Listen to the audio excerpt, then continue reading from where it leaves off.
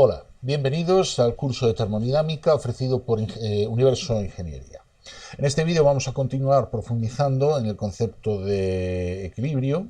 Ya hemos visto lo que es el equilibrio externo y el equilibrio interno. Y vamos a ver en estos momentos profundizar un poco más en el concepto de equilibrio. Sabemos que en el equilibrio las propiedades no cambian. Las distintas propiedades son constantes. ¿De acuerdo? Eso quiere decir que el concepto de equilibrio está íntimamente relacionado con el concepto de estado. Un estado, hemos dicho, que es un conjunto de valores de las diferentes propiedades, presión, volumen, temperatura, energía interna, etc. Esas propiedades, como no cambian, definen un estado de equilibrio. Por lo tanto, el concepto de estado y el concepto de equilibrio están íntimamente relacionados. Bien, en un estado de equilibrio son muchas las variables, muchas las propiedades. Hemos visto unas pocas, pero hay bastantes propiedades más que, definen el estado de un determinado sistema. ¿De acuerdo? Para hacer un adelantamiento de esas variables, pues tenemos presión, tenemos volumen, volumen específico, volumen molar, masa, número de moles, la masa molar, tenemos la energía interna específica, energía interna molar, y después tenemos otras propiedades que veremos posteriormente, como la entalpía, entalpía específica, entalpía molar, entropía, entropía específica y entropía molar. ¿De acuerdo? Todo esto son propiedades que se pueden definir o que pueden definir el estado de un sistema. Bien, de todas estas propiedades, que son un montón, hay un subconjunto de estas propiedades que es lo que llamamos variables de estado. Variables de estado. ¿De acuerdo? Esas variables de estado son, las variables principales a partir de las cuales podemos obtener matemáticamente el resto. ¿De acuerdo? Es decir, de todas estas propiedades que hay en un sistema, en equilibrio, algunas son variables de estado. ¿De acuerdo? La elección de las variables de estado depende del problema en cuestión. Supongamos que tenemos como variables de estado pues x1, x2 y x3, por ejemplo. El resto de propiedades las podemos obtener como funciones de las variables de estado. ¿De acuerdo? Supongamos que estas son las variables de estado, ¿vale? El resto de propiedades, x4, x5, x6, etc., las podemos obtener como funciones de f1, f2, de x1, x2, x3 y así, etc. ¿De acuerdo? Por lo tanto, de todas las propiedades de un sistema hay un subconjunto que son las llamadas variables de estado. El resto de propiedades, ¿de acuerdo?, se denominan funciones de estado. Funciones de estado.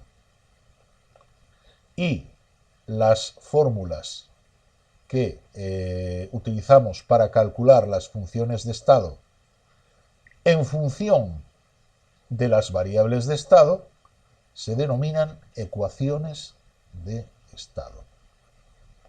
Ecuaciones de estado. Bueno, pues estas ecuaciones de estado dependen del modelo matemático que elijamos para modelar de alguna manera nuestro sistema. El sistema que estamos estudiando en un problema determinado se modela mediante un modelo matemático. Y esto de ecuaciones de estado no suena a esta ecuación de aquí.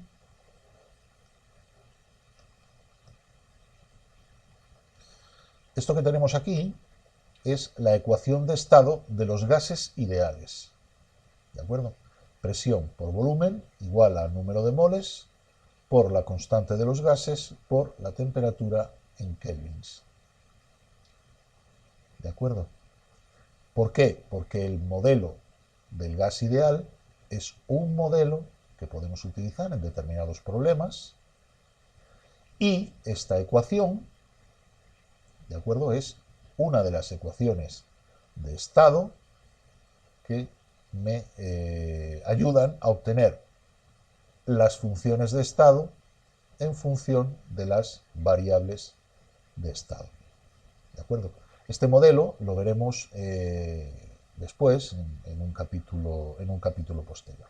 Pero hay que quedarse con la idea de que un estado determinado no viene definido por todas las propiedades del sistema, sino por un subconjunto de esas propiedades.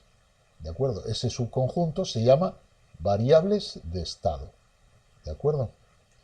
El resto de propiedades del sistema son las funciones de estado y se obtienen por medio de las ecuaciones de estado. ¿De acuerdo? Muy bien, pues con esto, bueno, vamos a ver un pequeño avance también, aunque no vamos a entrar demasiado en ello, sobre lo que son los sistemas homogéneos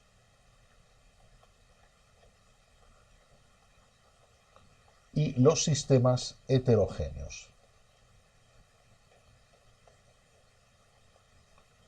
Bien, ¿qué es un sistema homogéneo? Un sistema homogéneo es un sistema en el que todas sus propiedades intensivas tienen el mismo valor. ¿De acuerdo? Y en un sistema heterogéneo hay discontinuidades en las propiedades intensivas. Ya dijimos en un vídeo anterior cuáles son las propiedades intensivas. Las propiedades intensivas son las que no dependen del tamaño del sistema, no dependen del tamaño del sistema. Por ejemplo, la masa depende del tamaño del sistema, por lo tanto no es una propiedad intensiva. Cuanto mayor sea el sistema, mayor será la masa de dicho sistema, ¿de acuerdo? Entonces, la masa es una propiedad extensiva.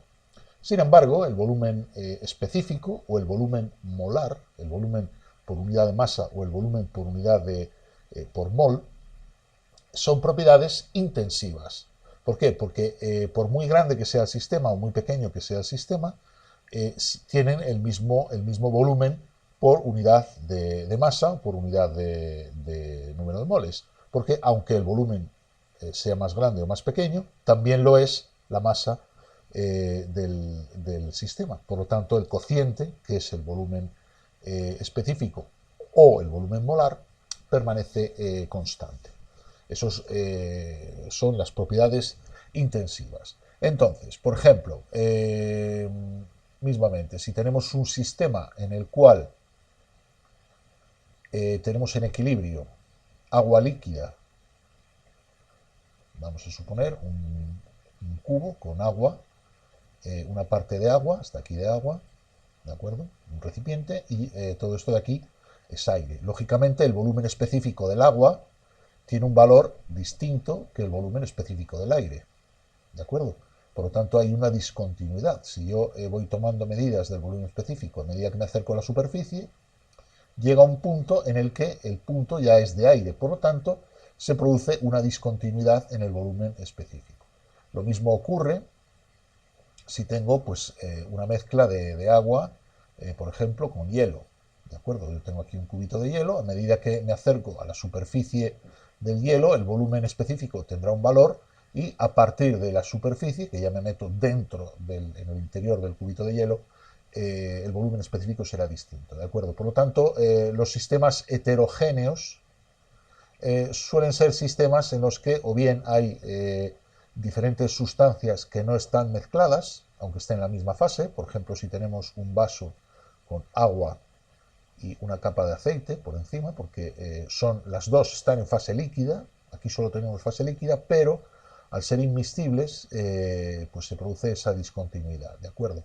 O tenemos la misma sustancia, por ejemplo agua, pero en diferentes fases, ¿de acuerdo? Aquí sería agua líquida y aquí, pues por ejemplo, vapor de agua, ¿de acuerdo? Todo esto serían sistemas heterogéneos. Bien, hablando ahora de los sistemas heterogéneos y de lo que es el concepto de variables de estado, hay una regla que se llama la regla de Gibbs,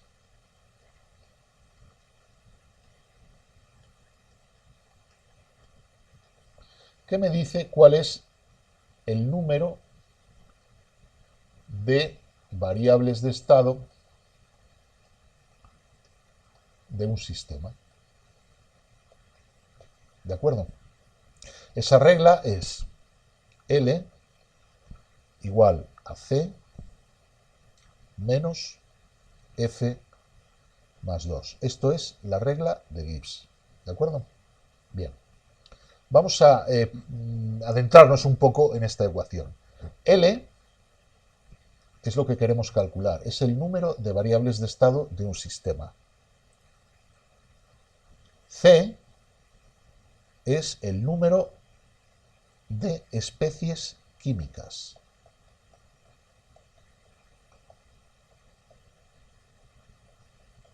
Es el número de especies químicas presentes en el sistema. Y F es el número de fases. ¿De acuerdo? Número de especies químicas, número de fases y número de variables. Así, por ejemplo, si yo tengo un recipiente con agua líquida, solo con agua líquida, ¿de acuerdo? Vamos a suponer un tanque lleno de agua líquida, ¿vale? Aquí, C, el número de especies químicas, valdrá 1, porque solo tengo agua, ¿de acuerdo? F valdrá 1, porque ese sistema solo tiene una fase líquida del agua, ¿de acuerdo? Por lo tanto, L será C, que es 1, menos F, que es 1, 1 menos 1, 0, más 2, 2. ¿De acuerdo? Eso quiere decir que para un sistema que tenga esta composición, esto es un sistema homogéneo, ¿vale? El número mínimo de variables de estado es 2. ¿Esto qué significa? Significa que si yo conozco la presión, por ejemplo, y la temperatura, puedo calcular el resto de propiedades, el volumen específico, la entalpía, la entropía, etc. ¿De acuerdo? La energía interna. ¿Vale? Simplemente conociendo, por ejemplo, la presión y la temperatura. ¿Vale? Después veremos algún ejemplo. Otro ejemplo, pues imaginaos que yo tengo una mezcla en un tanque de agua y vapor de agua. ¿De acuerdo? C es 1 porque solo tengo una especie química, que es el agua. Mientras que F, en este caso, es 2. Por lo tanto, L será 1 menos 2 igual a menos 1, más el 2 este de aquí, 1. Es decir, conociendo la presión, por ejemplo, puedo calcular la temperatura, la entropía, la entalpía, puedo calcular el resto. Conociendo una sola variable de estado, puedo hallar el resto de variables, de funciones de estado que definen el estado de mi sistema. ¿De acuerdo? Un caso muy especial es el siguiente. Si tengo aquí en equilibrio, todo esto estamos hablando siempre de una situación de equilibrio. Si tengo agua líquida con agua sólida, con hielo, y también en equilibrio con vapor de agua, fijaos lo que ocurre. C es 1 porque solo tengo agua. F es 3. Por lo tanto, L será 1 menos 3 menos 2 más 2, 0. ¿Esto qué quiere decir?